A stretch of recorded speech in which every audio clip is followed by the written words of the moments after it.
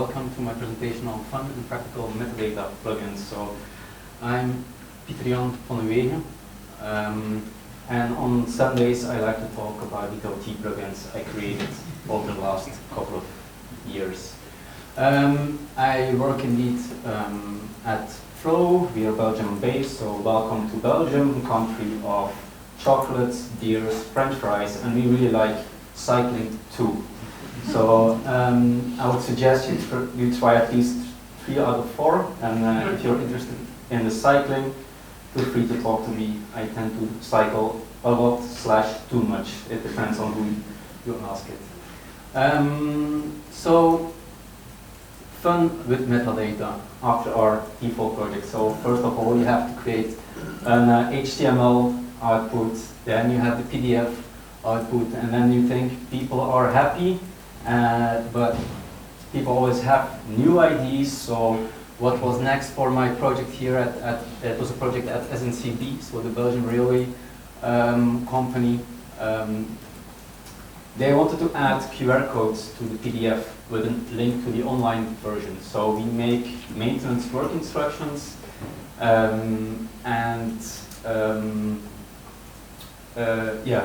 wanted to have this QR code to the PDF. And yeah, we also wanted to have Excel files generated from DITA, because in the end, everyone likes to work with Excel, right? But it all starts with metadata. So you see here, I'll just zoom in a little bit, an example of a bookmap file.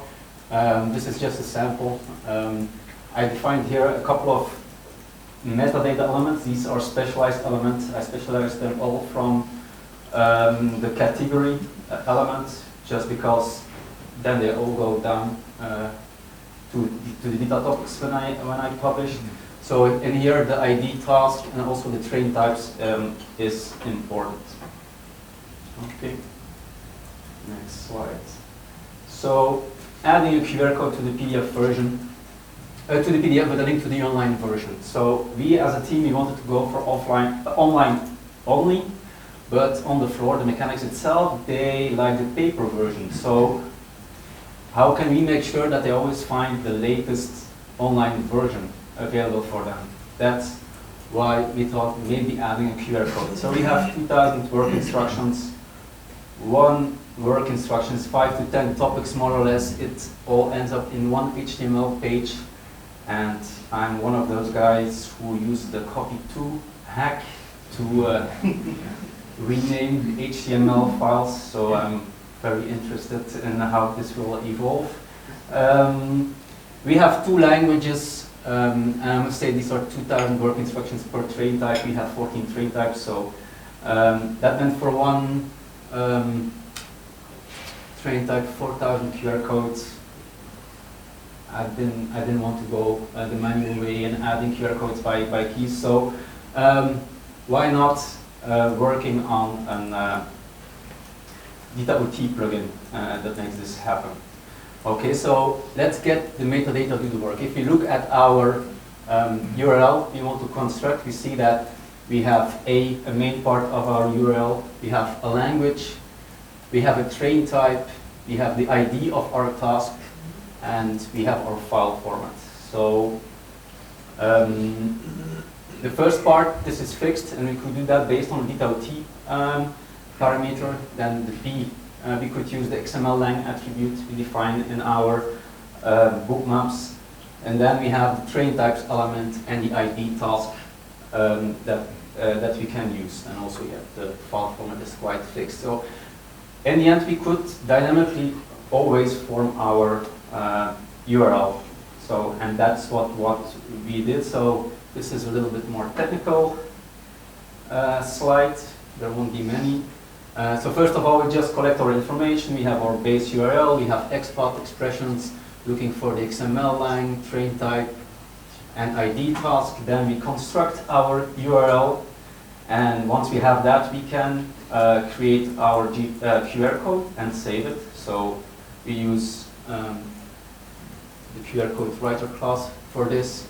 And we save every QR code as QR code.png.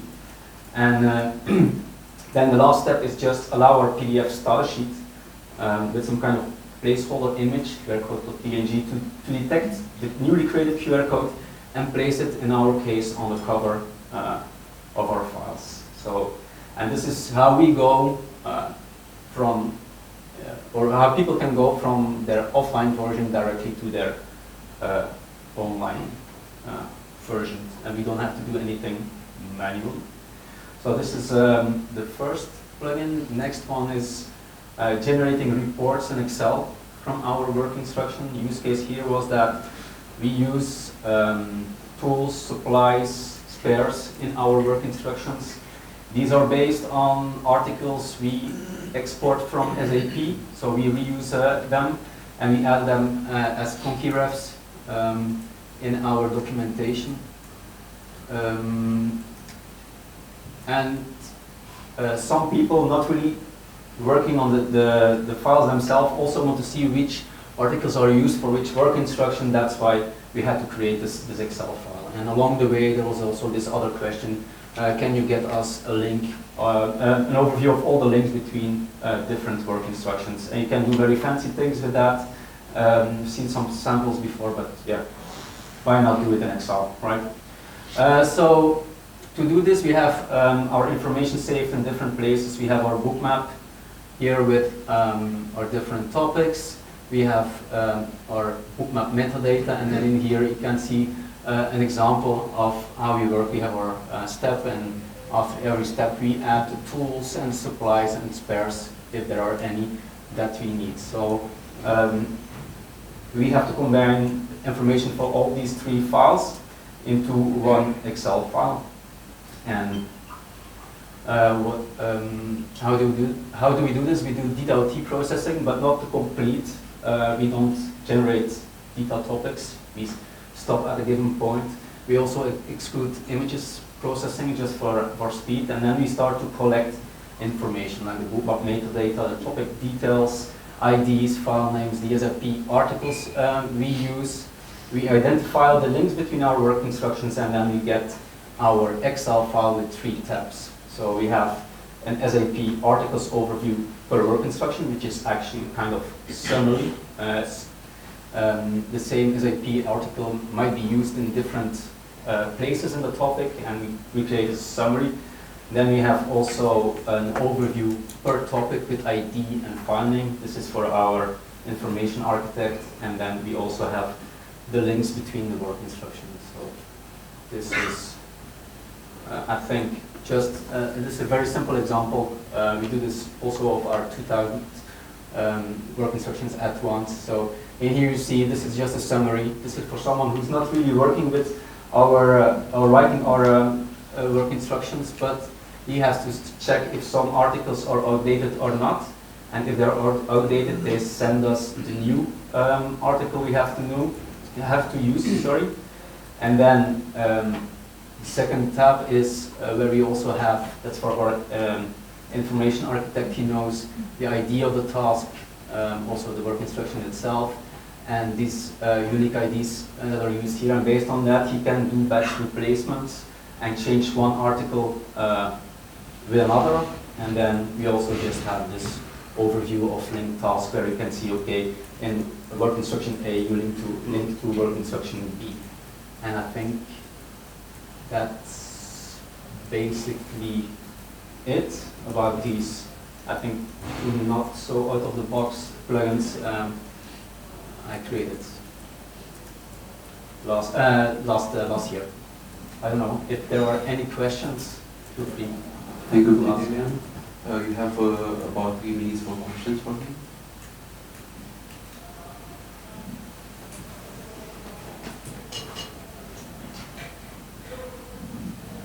Peter Gunn, the Excel information that you send if they may be making updates, did you have something to close the loop, like another plugin, or does this plugin take that Excel data and send it back to DITA? No, this is just, we just use the, we just go to Excel, and then based on that we have XSSDs to do the batch refactoring, let's say, but it does not go back to DITA. Okay. Other questions, Catherine?